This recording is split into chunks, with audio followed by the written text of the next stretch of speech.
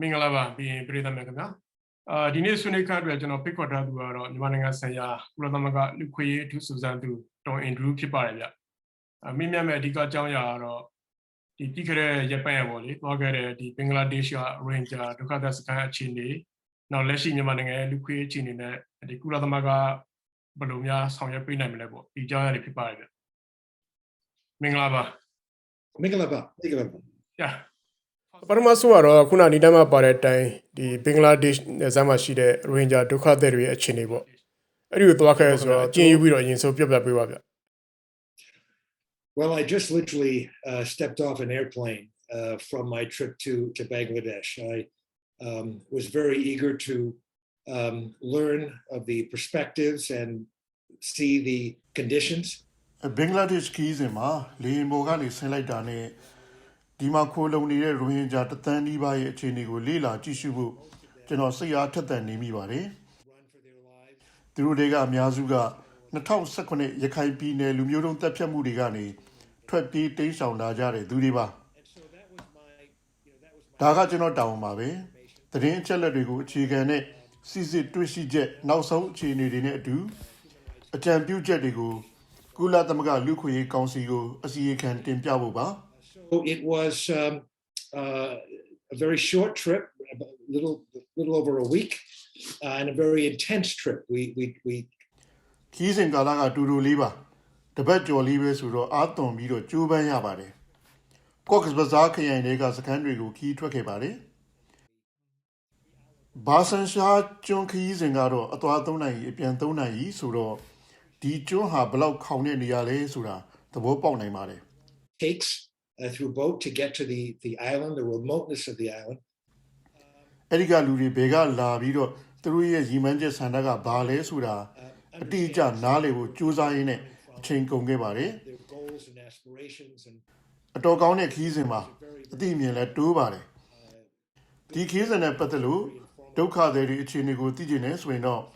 အသေးစိတ်အချက်တချို့ကိုကျွန်တော်ပြောနိုင်ပါတယ် about the trip if you'd like, but that is a kind of an overview of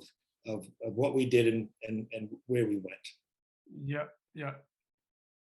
So my understanding almost ဟုတ်ကဲ့ဗျကျွန်တော်သိသလားဆိုရင်အလိုတသန်းနီးနီးလောက်ရှိမှာပေါ့နော်ဒီရိုဟင်ဂျာကဆိုတော့သူတို့အတွက်ကုလသမဂ္ဂ agency တွေကဘယ်လိုများအကူအညီဆောင်ရွက်ပေးနေပါလဲဗျ Well, there is most of the refugees are in the Cox's Bazar district, and I went to Kutupalong camp. ဒုက္ခသည်အများစုကကော့ဘဇားခရိုင်ထဲမှာပါတကယ်တော့ကျွန်တော်ကကူတူပလောင်စခန်းကိုပဲရောက်ခဲ့တာပါဖြည့်ဆည်းခံထားရတဲ့ဈေးအပါအဝင်နေရာတော်များများကိုတွားပြပါတယ်ဆိုင်တချို့ကဖြိုဖျက်ခံထားရတာပါပြီးခဲ့တဲ့စက်တင်ဘာတုန်းကလှုပ်ကြံတပ်ဖြတ်ခံလိုက်ရတဲ့မိုဟီဘူလာရဲ့ကျန်ရည်သူမိသားစုနဲ့လည်းစကားပြောပြပါတယ်သူ့ဇနီးနဲ့မိသားစုကိုပေါ့ဗျာသူ့အဖွဲ့အစည်းရုံးခန်းကိုလည်းရောက်ခဲ့ပါတယ် speak with the family of Omebula who သူလှုပ်ကြံတပ်ဖြတ်ခံရတဲ့နေရာမှာကျွန်တော်ရက်နေမိတယ်စခန်းတွေကရိုဟင်ဂျာတွေရင်ဆိုင်နေရတဲ့လုံခြုံရေးအခြေအနေကိုထင်ရှားစေတဲ့အခြေအနေမျိုးပါသူတို့စိုးရိမ်နေတဲ့လုံခြုံရေးကိစ္စအတွက်ပြောဖြစ်တယ်အခြေအနေတွေကတော့စိန်ခေါ်မှုနဲ့အခက်အခဲတွေကြီးပဲ powerful moment and it kind of underscores the security issues that face ထင်ရှားတဲ့လိုအပ်ချက်တစ်ခုကတော့ပညာသင်ယူနိုင်ခွင့်ပါရိုဟင်ဂျာလူကြီးတဝက်ကျော်ကအသက်18နှစ်အောက်တွေလေပြီးတော့ပညာရေးအတွက်အထောက်ပံ့ကမလုံမလောက်ဖြစ်နေတာပါလူငယ်တွေပညာသင်ယူနိုင်ခွင့်နဲ့မြန်မာဘာသာသင်ယူခွင့်ရဖို့လိုပါတယ်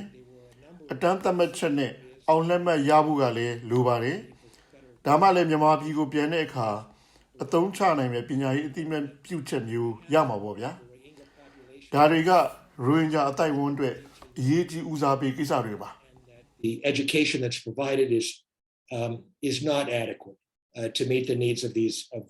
these young people. So it's a ရှေ့ပြေးစံသက်ချက်စီမံချက်တစ်ခုကိုကျွန်တော်လေ့လာခဲ့ပါတယ်။ကျောင်းသား400လောက်ကိုမြန်မာဘာသာနဲ့စာသင်ပေးနေတဲ့ပညာရေးအစီအစဉ်ပါ။ဒါပေမဲ့အဲ့ဒီလိုစာသင်ချိန်မျိုးကတစ်ပတ်လုံးမှာ2နာရီတည်းဆိုတော့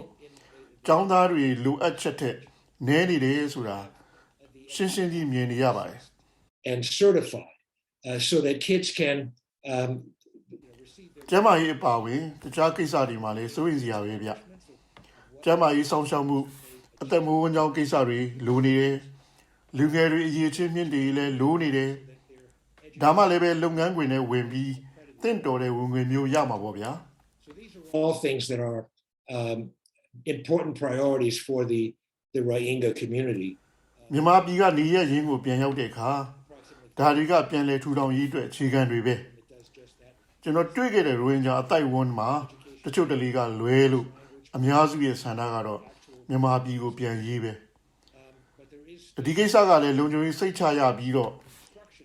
ဂုံတိတ်ခါရှိတဲ့နီလန်မျိုးဖြစ်ရမယ်အပြင်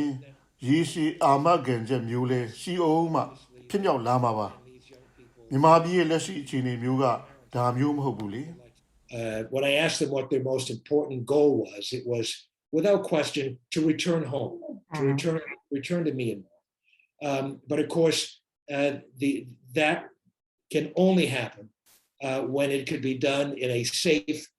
dignified way, in a way that's sustainable. And under the current conditions in Myanmar, that simply is not the case. Yeah. So I mean, they want to. Okay, yeah. So all over a ပြန်ချင်ကြတာပေါ့လေကိုအေးကိုပြန်ချင်ကြတာပေါ့ဒါပေမဲ့အခြေအနေကဘယ်လိုရှိလဲဗျဒီလက်တွေ့အဲ့မှာဒီနှစ်ဖက်စလုံးပေါ့နော်ဒီဘင်္ဂလားဒေ့ရှ်အာဏာပိုင်တွေဖက်ရောစစ်ကောင်စီဖက်ရောဒီစီစဉ်တကူများတွေ့ရပါလားဗျ There is no particular plan to return at this point because the conditions simply don't allow it. We need to be doing more. အခြေအနေကတော့လုံးဝမဖြစ်နိုင်တဲ့အတွက်ပြန်သွားဖို့အစီအစဉ်တိတိကျကျရေလို့မရှိသေးပါဘူးသူတို့ပြန်သွားနိုင်လောက်အောင်တရားမျှတပြီးဘေးကင်းလုံခြုံတဲ့ပတ်ဝန်းကျင်အခြေအနေမျိုးဖန်တီးဖို့အတွက်မြန်မာစစ်တပ်ပေါ်မှာပိုပြီးပြင်းထန်အားကောင်းတဲ့ဖိအားတွေပေးလာနိုင်အောင်ကျွန်တော်တို့ဒီတက်ဒီဆောင်ရွက်ဖို့လိုပါတယ်အဲ့ဒါလိုမှမဟုတ်ရင်တော့ဖြစ်မလာနိုင်ပါဘူး It really can't happen. As a matter of fact, the only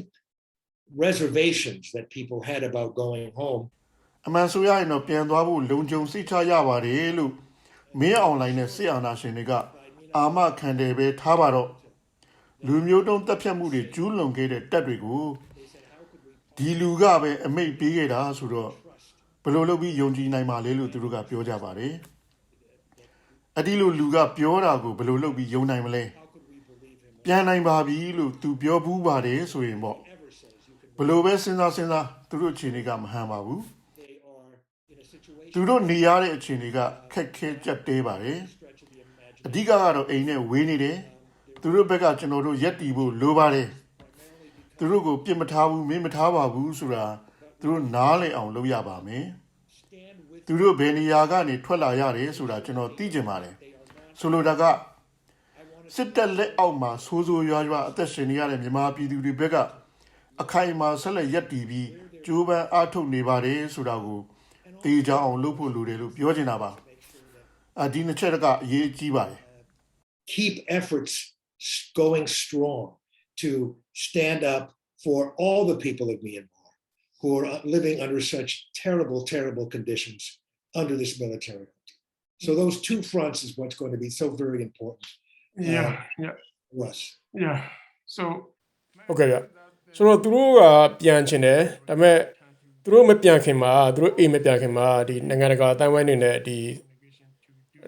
သူတို့ပေါ်ကျူးလွန်ခဲ့တဲ့စစ်ကောင်စီပေါ့တာဝန်ရှိတဲ့လူတွေကိုဘယ်လိုများ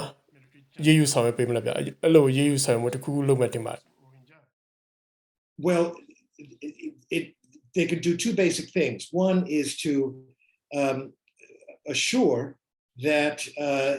the services that are needed ကောင်းပြီသူတို့လုံနိုင်တဲ့အခြေခံနှစ်ချက်ရှိတယ်ဗျာတစ်ခုကပြည်ပြေးဒုက္ခတွေအနေနဲ့အတော်အသင့်နေနိုင်လောက်တဲ့အခြေအနေမျိုးဖြစ်အောင်အသေးအချာထိမ့်သိမ်းဆောင်ရွက်ဖို့ပါရိုဟင်ဂျာအတိုက်အဝန်းမှာတွေ့ထားတဲ့လိုအပ်ချက်တွေကနံပါတ်1လုံခြုံရေးနံပါတ်2ပညာရေးအခွင့်အလမ်း3ကျန်းမာရေးစောင့်ရှောက်မှု4အသက်မွေးဝမ်းကြောင်းအခွင့်အလမ်းအထူးသဖြင့်ဘာဆန်ရှားကျွန်းမှာနေရတဲ့သူတွေအတွက်ဘင်္ဂလားဒေ့ရှ်အစိုးရနဲ့ကုလသမဂ္ဂနားလည်မှုစာချုပ်လာမှာဒီချက်တွေအခိုင်အမာထည့်သွင်းဖို့အထူးသဖြင့်အကူအညီပေးစေတနာဝန်ထမ်းတွေလွတ်လပ်သွားနိုင်ဖို့လိုပါတယ်အဲ့ဒီအခြေအနေတွေကိုလေးစားလိုက်နာရမယ် အဲ့ဒါတွေကတော့ရိုဟင်ဂျာအတိုက်အဝန်းကဖော်ထုတ်တင်ပြတဲ့အရေးကြီးတဲ့အချက်တွေပဲဗျ by the Rohingya community that were among those that were the most I mean the permis ဟုတ်ကဲ့ဗျဟုတ်ကဲ့ကျွန်တော်ဆိုလိုတာအဲ့အရေးယူဆောင်ရွက်မှုဆိုတာဒီလိုဟိုပါလေအရင်ကဒီနိုင်ငံတကာခိုယိုးကျွန်တော် ICJ တို့ဘာလို့တင်ထားတဲ့ဟာမျိုးလေအဲ့ process တွေကဘယ်လိုများဆက်သွားနေပါလဲဗျ Well, accountability is key because it was the lack of accountability that it really led to တာဝန်ခံမှုကအခရာကျပါတယ်ဘလောက်ပဲရက်စက်ကြမ်းကြုတ်တဲ့ရာဇဝတ်မှုတွေကိုမဆိုကျူးလွန်နိုင်ပြီးတော့လွတ်မြောက်သွားနိုင်တယ်လို့ယုံကြည်သွားနိုင်တာဟာတာဝန်ခံခြင်းကင်းမဲ့မှုကြောင့်လို့ကျွန်တော်မြင်ပါတယ်တာဝန်ခံအောင်အရေးယူဖို့အလွန်အင်မတန်အရေးကြီးပါတယ် take advantage of all of them and seize those options. The နီလန်တွေကတော့အများကြီးရှိပါတယ်တာဝန်ခံမှုရန်တရားတွေရယူနိုင်ပါတယ်ဒီအခွင့်အလမ်းကောင်းအားလုံးတွေကရွေးယူပြီးတော့စုပ်ကင်မှုပဲဒါတွေတဲကတစ်ခုကတော့နိုင်ငံတကာရာဇဝတ်ခုံရုံးပါနိုင်ငံအသီးသီးမှာလည်းအပြည်ပြည်ဆိုင်ရာတရားစီရင်ရေးဥပဒေတွေရှိပါတယ်ဒါတွေကတော့နောက်တစ်မျိုးဖြစ်မယ်IIMM မြန်မာနိုင်ငံဆိုင်ရာလွတ်လပ်သောစုံစမ်းစစ်ဆေးမှုရန်တရားမှာလည်းပဲစနစ်တကျစုဆောင်းအသစ်ပြင်ထားတဲ့အချက်အလက်တွေကိုတရားရုံးတစ်ခုခုမှာစနစ်တကျအသုံးချနိုင်ပါတယ် ICJ အပြည်ပြည်ဆိုင်ရာတရားရုံးလည်းရှိသေးတယ်ဒါကတော့ကျွန်တော်ပြောခဲ့သလိုပဲလူမျိုးတုံးတပ်ဖြတ်မှုရာဇဝတ်မှုကိုစုံစမ်းဖို့အလွန်အရေးပါတဲ့လုပ်ငန်းစဉ်နည်းလမ်းတစ်ရပ်ဖြစ်ပါတယ် need to apply increased pressure on the military junta. ဆိုတော့ဒီရန်တရားအားလုံးကအရေးကြီးတယ်နောက်တစ်ချက်ကစစ်တပ်အပေါ်ဖိအားတွေတိုးပေးဖို့လိုတယ်မြန်မာပြည်သူတွေပေါ်ဆက်ပြီးကျူးလွန်နိုင်စေတဲ့ဝေငွေအရင်းအမြစ်တွေကိုချုပ်ကင်ဖို့လိုတယ်လက်နက်တွေဝင်နိုင်တဲ့နီလန်းတွေကိုလည်းဖြတ်ပြရမယ်ဒါတွေကတော့ကုလသမဂ္ဂနဲ့ကုလသမဂ္ဂအဖွဲ့ဝင်နိုင်ငံတွေလုပ်နိုင်တဲ့ကိစ္စတွေပါ Able it to continue its assault on the Myanmar people, as well as cutting off access to weapons. Those are other things that the UN and member states of the UN can and should be doing.